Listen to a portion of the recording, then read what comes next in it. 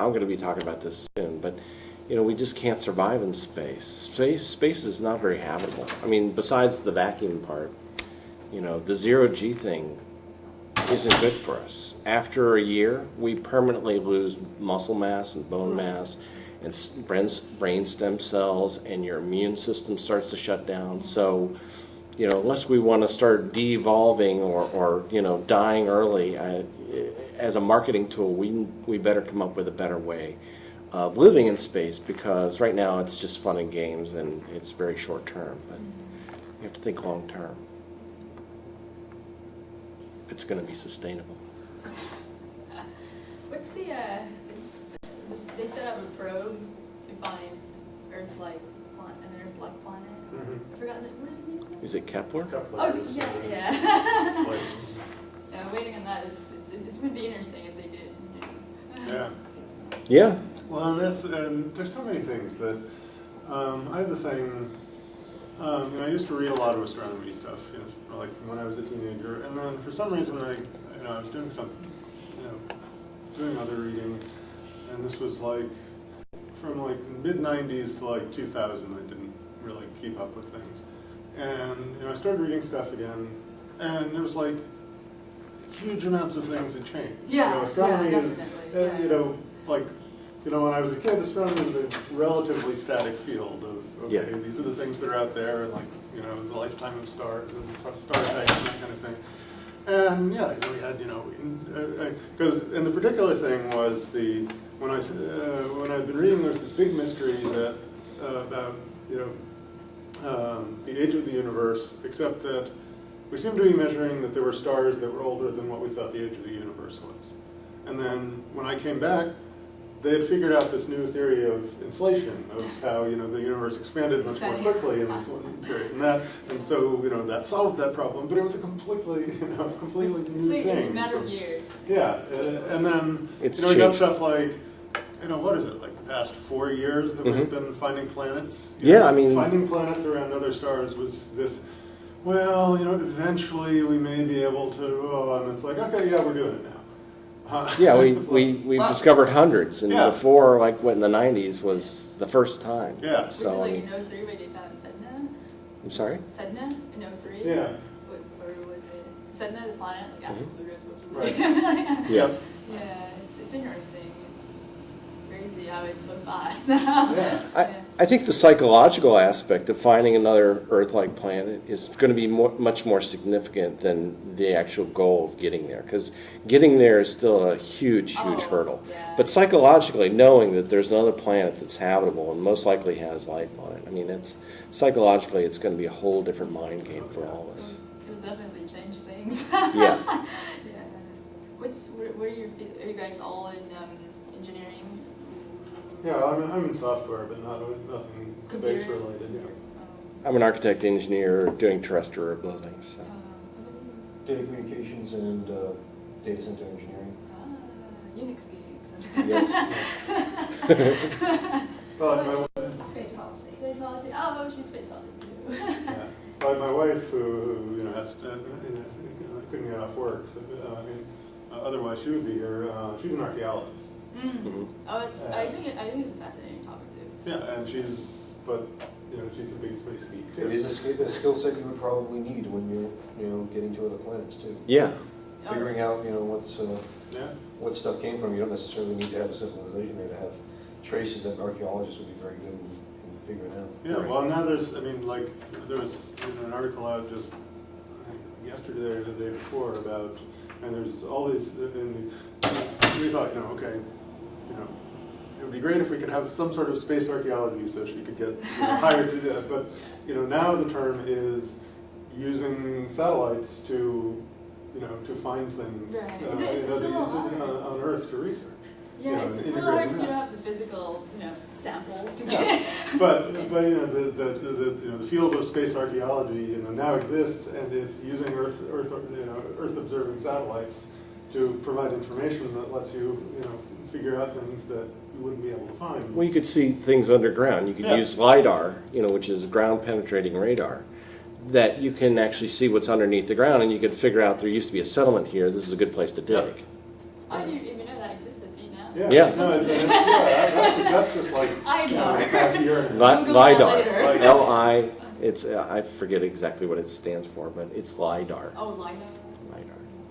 It's, Interesting. it detects like soil levels or what, chemical levels? No, it's using radar, microwaves, to penetrate the ground, and So the change oil in industry density and things Oh, like okay. that. and all that have been, using this for years for their, excavation of materials and stuff like that.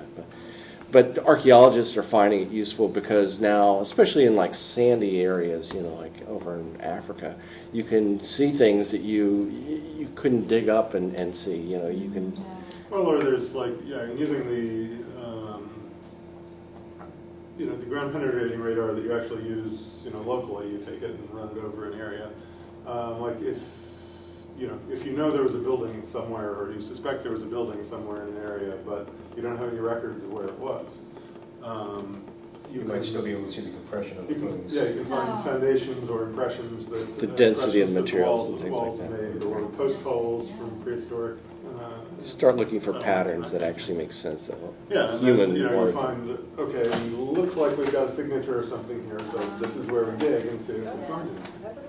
It's like civilization in this area, right? Hey, And as opposed to like, she worked on one project where when she was in college, where she was, college intern on this project, and, they spent an entire summer digging at this historic house down in Virginia on the Potomac, about 50 miles south, where they knew that there had been slave quarters, and they had records that they were, even, the area of the plantation they'd been. And they spent the whole summer digging test pits and never found a trace of them. Gotta use that But LiDAR. that's what graduate students are for in archaeology. That's correct. let me go ahead and get started. I'm not sure, other people might dribble in, and that's fine. My name is Bill Kemp. I'm with United Space Structures. We're a startup company. We are in the process of patenting equipment for building large structures in space.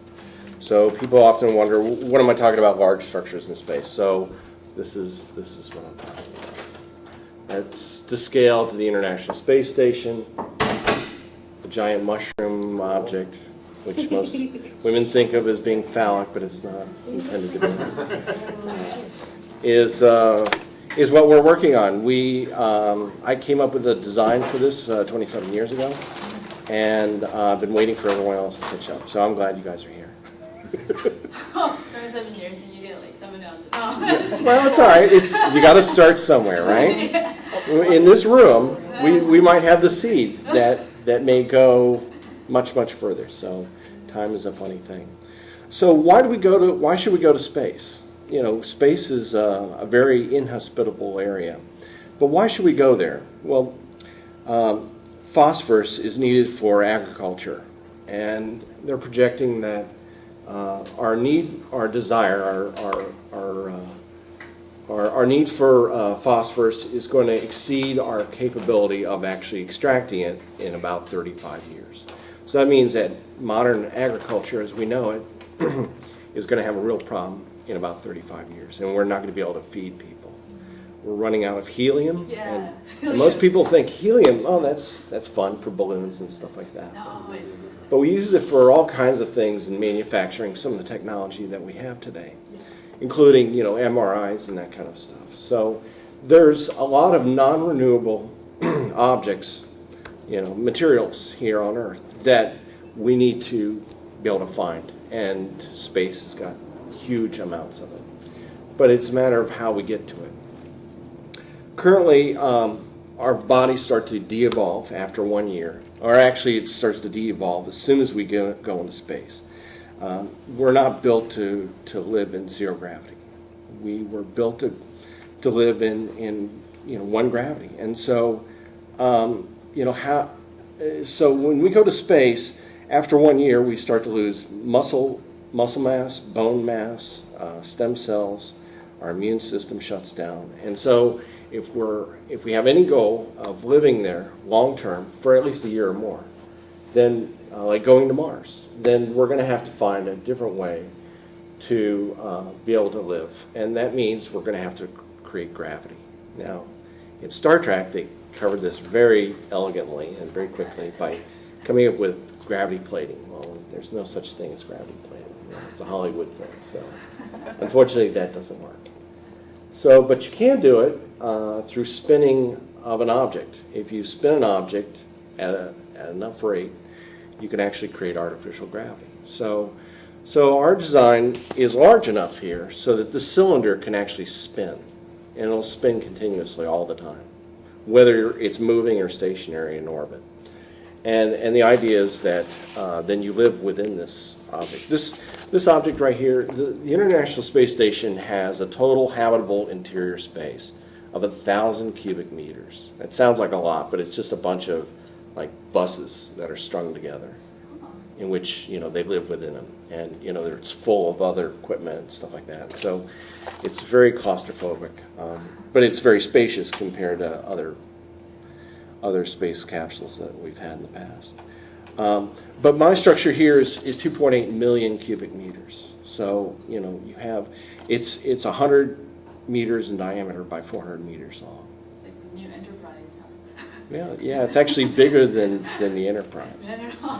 So, but you can make them whatever size you want. You can make them smaller, you can make them larger. But if you make it too small and you get inside and you start spinning it, well, you feel like you're in the spin cycle of your dryer, and you don't want to experience that. It's got to be fun. Part of the problem with going to Mars is it's going to take 3 years, and in 3 years we're gonna start to deteriorate, and so by the time they actually step out on Mars, they're going to be like an 80-year-old. If you were 30 to 50 years old, you're going to feel like you're 80, and then you're going to have to survive coming back. And then you're going to have permanent disabilities. So unless the space program worldwide is interested in a negative response from people, then we're going to have to create a different way of doing this. So my company, United Space Structures, is named United Space Structures because we want to try to unite the world and try to bring this together. The International Space Station took $100 billion to build. It took 10 years. Just started finishing up here recently. My station's going to take considerably shorter amount of time, but it's probably going to cost more because obviously it's 2.8 thousand times larger. So it's going to have to take an international effort. It's going to have to take multiple countries and multiple companies that are going to need to partner together, pool their money together, and actually build this thing. So that's kind of where we're going with this thing. We're in the process of patenting our equipment right now. We're looking for partners, and once we have enough to get to the next stage, we're going to start going into an engineering phase, and we're going to want to get involved everyone. I mean, from kids to adults to professionals in the industry. We want to get everyone involved in working on some aspect of this design. The interior layout, some of the engineering systems, propulsion systems. Our technology has to do with the superstructure, the actual skin, the hull of the system, and also some of the interior systems for walls and floors and things like that. But as far as the other aspects of it, command and control and propulsion and utilities and things like that, that's something that others are going to have to bring to the table, and they're going to be able to keep whatever they bring to the table. So it's a long-term goal, but if we want to go to space, we're going to have to start thinking long-term, all of us. So, questions? Do you imagine the inside as a series of concentric rings? Is that basically the layout? How dense can you make something like that? I'm sorry? How dense can you make something like that? I imagine as it's spinning, if it's empty, there's a certain amount of stress on the hull, but if you fill it up with more stuff, there's more pressure being put on the hull. Well, actually, there's not a whole lot of pressure because, you're only talking about 1 atmosphere of pressure. Well, pressure is probably the wrong term. Right. You do need to have, it doesn't need to be a stiffer structure or a different type of structure. It's going to be a very rigid structure. Depending on how much mass is actually contained within it. Because even though it's a very lightweight mass overall, it's still going to be able to handle some stresses. Something slams into it, you don't want it to just like a balloon just pop and everyone inside of it suffocate. So Yeah. So you have the architectural, like a blueprint of it, and has it been studied theoretically if it can go to space? If Well, it will float in space, or it'll definitely float in space. I mean, you have zero gravity or microgravity in Earth's orbit. And we're actually going to build it in space. We're taking the raw materials and the equipment up there, and then we're going to actually use the environment to build this thing. So yeah, in physics, there's nothing saying that we can't do this. In fact, we're using all the aspects of space to take advantage of it. so it's an actual. Oh, sorry. Go ahead. She has a question. Go ahead. Well, that was it. Okay. What was your question? Okay, I just have I have a question and I have a problem. Okay. So, as it's spinning, and then you say, so I can picture it in space spinning, Mhm. and then it could develop the artificial gravity that way. But then once there's actually propulsion acting on it, wouldn't you have to ensure that the force of the spinning counterbalances the force of the propulsion, or otherwise the artificial gravity will get all messed up? You're right. When you're going to be in an acceleration, when you're actually turning on the thrusters and you're going to be moving out of orbit and going somewhere, you're going to have to steady yourself. So, but that's only through the actual acceleration phase. Once they turn off the rockets and you're just coasting, then the spinning will continue and you'll be able to walk around as you would if you were in orbit. It's just that acceleration is working against your spinning action, and so it's going to exert forces on you. And so you're not going to want to walk around while you're accelerating, but you're not going to be accelerating necessarily all the time. You're just going to be doing it in certain lengths of time. There's other aspects in that you might have a slower velocity of burn where you could move around. So we've thought about that, but the first goal is to create an orbiting station and to kind of figure out how to make all that work so that if you leave home, you leave the planet, and you go off somewhere, that you know all the things that are going to happen. So there's going to be a long time in orbit, not decades, but there's going to be some time in which you're going to have to really figure out all the problems with the system and how to make it work best and optimized, and then you're going to take off and you're going to go throughout the solar system. So now we can go wherever we want. I mean, within the solar system, it doesn't matter how long it takes or how far away it is. We'll be able to survive like we do in this building right now. Oh, and I just had a quick follow-up. What is that speed at which you're rotating? The spin. Like The spin rate is all based on the diameter, but generally it's going to be somewhere around 2 revolutions per minute. Now, you're not going to feel dizzy because a lot of dizziness is a middle ear thing, and it also has to do with a visual aspect. But if you don't have windows to the outside and you're not seeing stars streaming by, then you're really not going to feel it. I mean, your inner ear will sense that there's some disorientation, and so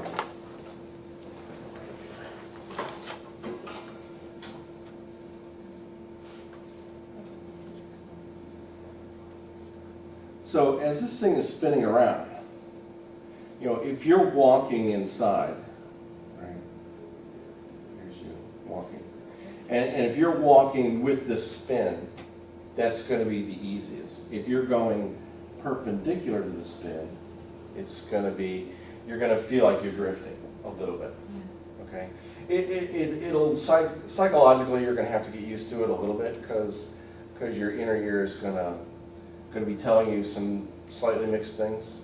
But the advantage to this system is that it's large enough that you can have normal kind of environment.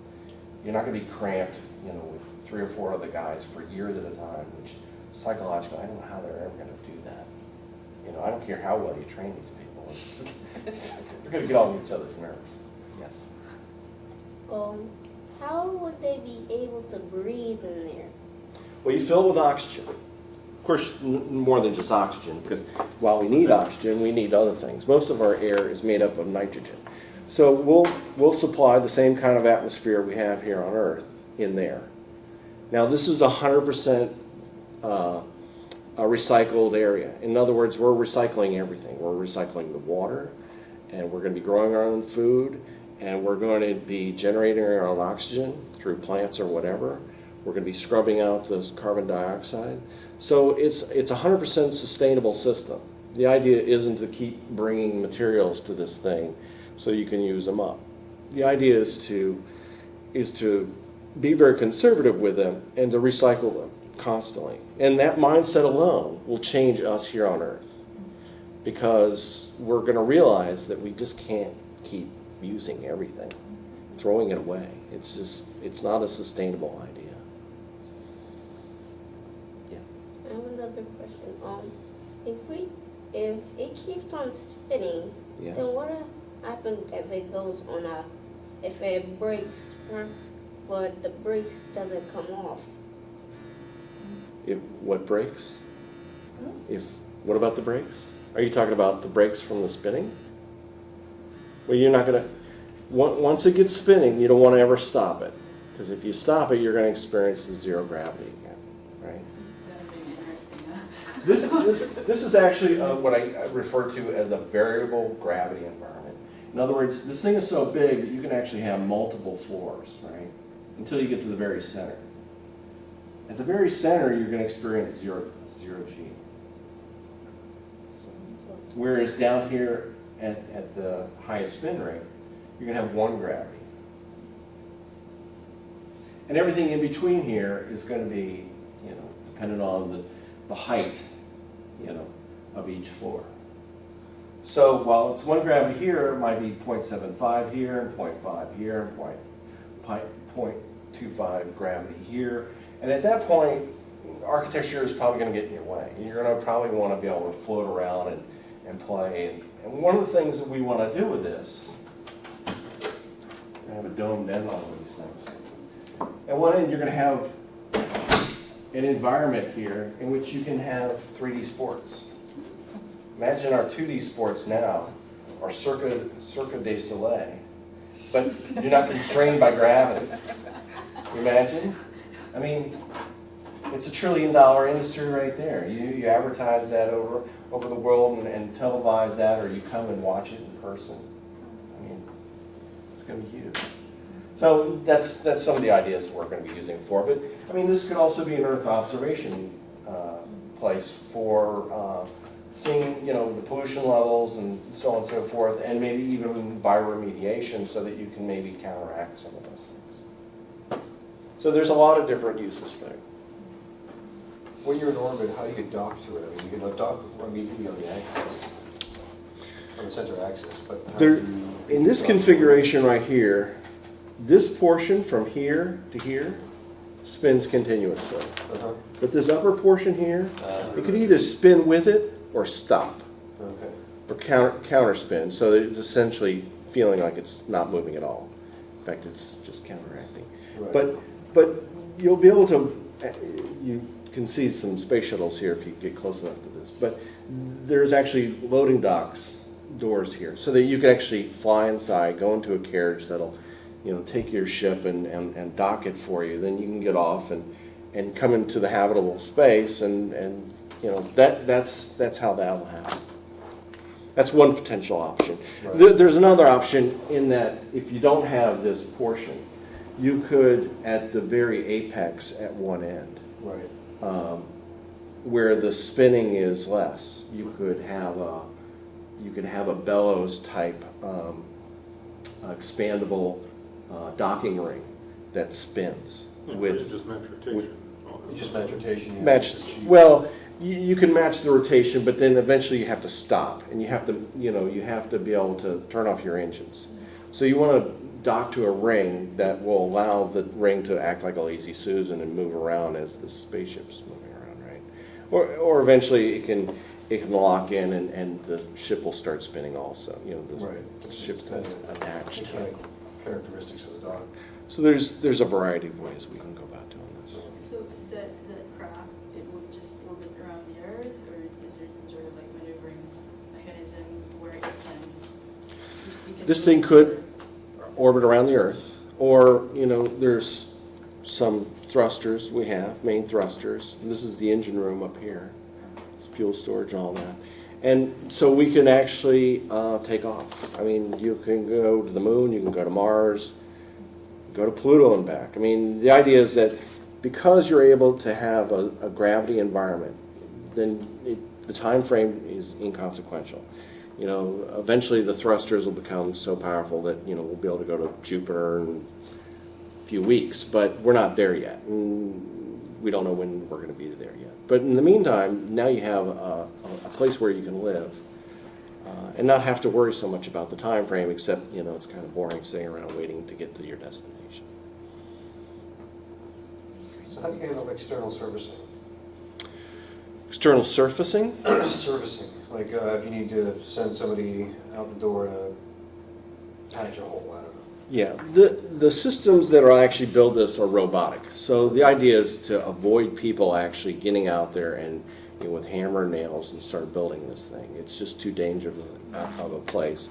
People will start dying and people will start losing interest. So the idea is during the construction and even afterwards, you're going to have service bots that will be able to move around on the outside of this thing, either floating or through a cable line system or a variety of different systems that will be able to maneuver and get to whatever spot. Let's say some space junk hits this thing.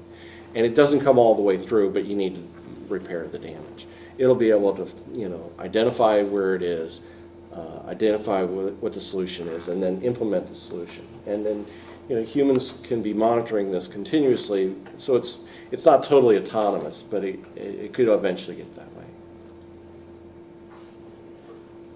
What about power systems for that sort of a thing? It doesn't seem like it has a surface area to need to drive everything you stuff in it. Sorry, say again. Power systems, how do you power everything you use? You're going to stuff a lot of stuff in there. Right, And it's going to need a lot of power. You're going to need a lot of radiation, a lot of radiators of some sort. right.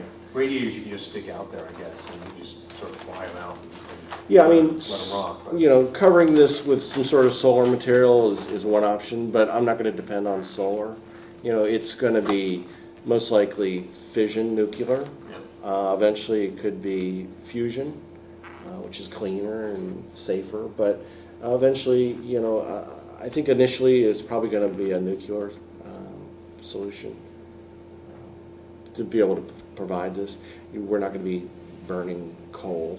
No, It's got to be something that's long-lasting and economical. just the politics of sending up anything that has anything to do with the N-word is Yep. not really going to... Well, one of the things that That's we're got to change.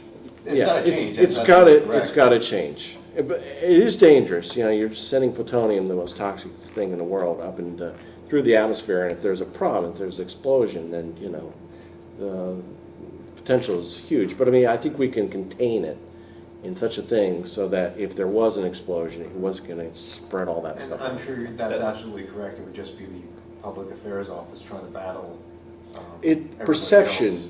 is a powerful thing. Yeah. And people who don't know anything about it but just have a fear are going to squash this thing. So like we were talking about downstairs, you need to get ahead of it. You need to form a perception ahead of time before then so that people don't allow their irrational fears just to dictate the conversation. Have you read a book called The Nuclear Rocket by James Doir? Mm-mm. Highly recommended. Yeah. And his first book, which is going out of print, but it's at Apogee Books, both of them are, is called To the End of the Solar System. It was about the Kiwi and NERVA programs. Right. But he talks about some of the technology that they have developed for the reentry, warheads and things like that contain all those kinds of things and the kinds of accidents that they have tested against, like, I don't know, they've slammed a railroad. No, they slammed a rocket sled into one of the containers. Yeah. right? Survived. And it dented it. Yeah. You know, that kind of thing. Yeah. I think we could figure it out. Yeah, definitely. It's- But it's a very big public perception thing. I'm sorry I came in late. That's all right. What's the total mass that you're talking about for an object like this?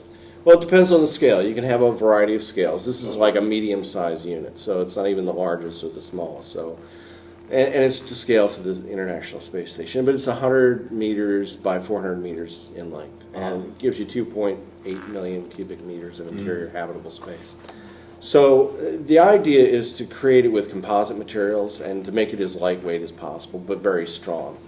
Because if you're going to be leaving orbit and you're going to be thrusting, you know, you're just having to push that much more mass. So the idea is to keep the mass down as low as possible and use composites. One of the ideas that we're kicking around and pursuing pretty hard is, you know, originally the idea was just launch all this stuff out of Earth's gravity well and then build it. And that's still probably the first way we're going to have to do this. But eventually what we want to do is explore near Earth objects for materials in space that we can actually refine and reuse as building materials for this. So, you know, that way you don't have that huge material cost launch. You've got to go get the materials from out in space, and you've got to process them, and then you've got to build with them. But that cost is tremendously smaller. Oh, yeah, absolutely. But you'll need one of these first, built through Earth-based materials, to then go to a near-Earth object, which are moving. You know, these aren't just rocks that are in space and stationary. They're in some sort of high elliptical orbit. And so you're essentially going to go find one that's nearby. You're going to essentially sit on it, and then you're going to mine it. And that might take a couple of years. But again, with a station like this, creating artificial gravity, you're going to be able to do that. You're going to have the time to do that safely, to be able to gather all those all that stuff together, refine it, and then send it back or haul it back within the structure itself. The materials that you're going to use for the next station that you're going to build. Have you thought about, like, instead of doing, like, propulsion from behind or whatever, in which you would have to, like, have people sit down so that, like you said earlier, maybe you could have something pull it, and they could have, like, a tether, like, a circular tether so that it could rotate within, like, so it would be rolling on its side forwards, you know? So you're rotating inside of, you're acting like a gyroscope or something. I don't think the reaction forces are going to be enough that, you know, you'll have to be sedated or go into some sort of cryonic situation or whatever. You know, it's going to be about 4 Gs that you're going to experience. So it's going to be something along the lines of an amusement park ride or something like that. But again, that may be the initial thrust, and then there may be a long burn that happens afterwards, that happens throughout the entire mission. And once you reach a certain stable state, you're going to be able to walk around it in the station. It's not going to be exactly like here on Earth, but it's going to be closer than, you know, anything else we've been able to So, like, experience. I was just thinking, like, instead of thrusting it forward and put it on its side, and then you can keep it rotating, and then the G's would be increased a little bit. You're going to experience them regardless Yeah. of whether you're pushing or pulling or you know, going sideways or facing forward. You know, the forces are still going to be acting against you.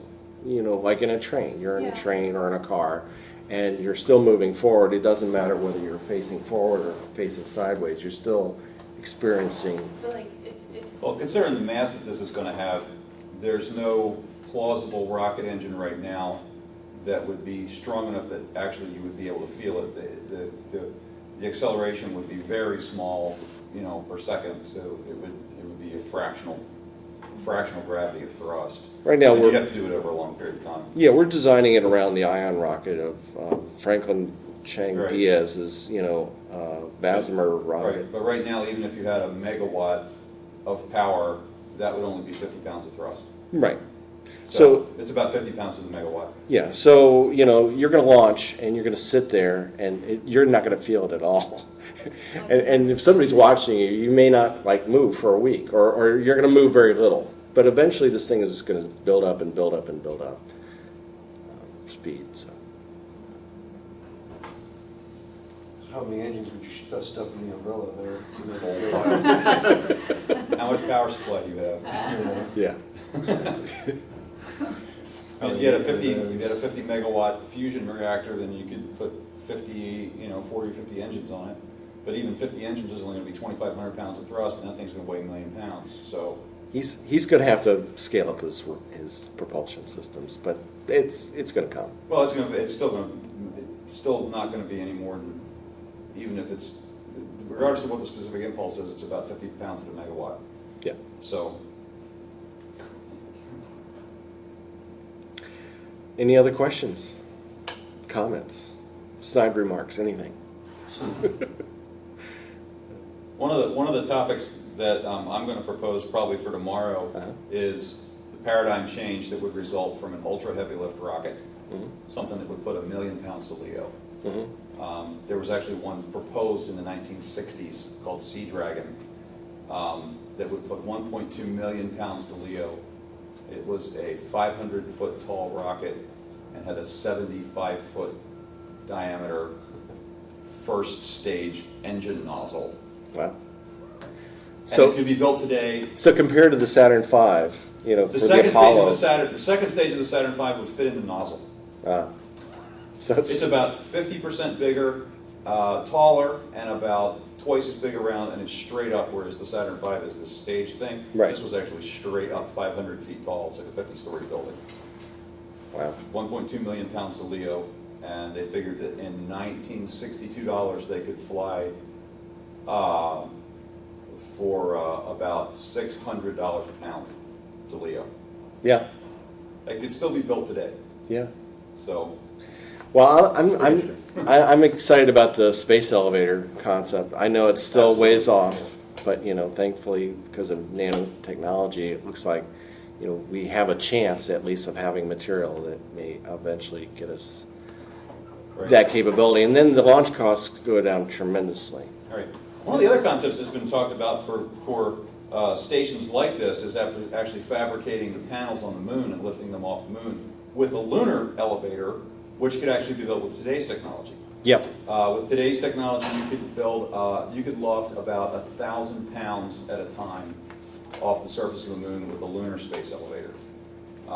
And what's available on the moon, of course, is iron and titanium and aluminum, all kinds of materials for a hard structure that you need. Sure. There's not a lot of carbon, so it's hard to build a composite with the way that we build composites down here on Earth. Right. But the hard materials are available. So. Yeah, I mean, when you talk about the moon, I'm excited about the whole Shackleton's crater down at the South Pole, where they've found conclusively definitely a lot of ice. Yep. So we have water and we have potential. With water, you have solar power, and you have a hard vacuum. That's all you need, and plenty of aluminum, titanium, and iron. Right. And oxygen all locked into that. All the pieces are there. Yep. So. Now Gerald O'Neill back in the '80s he created the mass driver, which was an electromagnetic rail gun essentially that was going to shoot stuff off the moon into orbit and then go to wherever you're going to be building this using this building material. And it was an ingenious idea, and the Navy's since taken the idea and starting to weaponize it for whatever. But one of the ideas I was thinking about for actually getting things off of the Earth's gravity well was maybe putting one of those rail guns in the back of like a giant transport plane. And so doing an elliptical flight pattern like this where you're heading towards Earth and your ass is up looking out towards space, you could actually, in that downward slope, you could start shooting your material out that way and have it go into an orbit, so that once in orbit you can then go and pick it up piece by piece like breadcrumbs, and then maybe do it that way. So there's different ways that we can maybe get material up there, but in fact it's because of the moon's gravity. Unless we build space elevator or something like that to have a lower cost or use the railgun, it's actually going to be cheaper to go to a near-Earth object and get the materials from there because essentially you have no gravity there.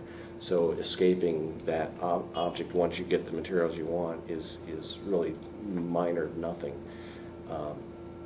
So it's actually cheaper to go further away to these lower gravity That makes sense. objects than to go to the moon. But the moon's got a lot of attractive other things to do. So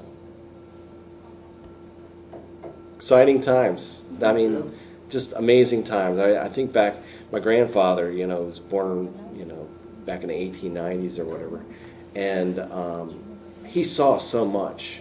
But, from the 1890s till, the 1980s, there was a tremendous amount of change. But that's nothing compared to what we're going to see in our lifetime, what you're going to see in your lifetime. I mean, in the next 100 years, the amount of change we're going to see in technology and science is going to astound us all. So it's a great time to be alive. Actually, one of his science fair project questions to Emory was, has anyone ever been to Mars, was it? And using this, he made them. Yeah. Yeah, there's a lot of people who want to go to Mars, and they've come up with a couple of different ways to get there in a real time frame, as opposed to, 3 years. I mean, you could do it in 3 years or a year and a half or 2 years or something, but the Vasimir engine, the nuclear thermal engines allow you to do that. Yeah.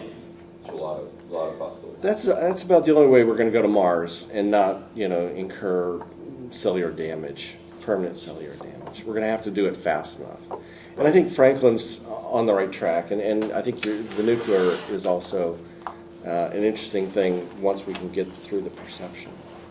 Yeah, it's really a perception problem. The technology was proven in the 60s and 70s. Yeah, the engineering is easy. Getting past the fear, that's the hard part. Well, that's all I had. Thank you very much. Yeah.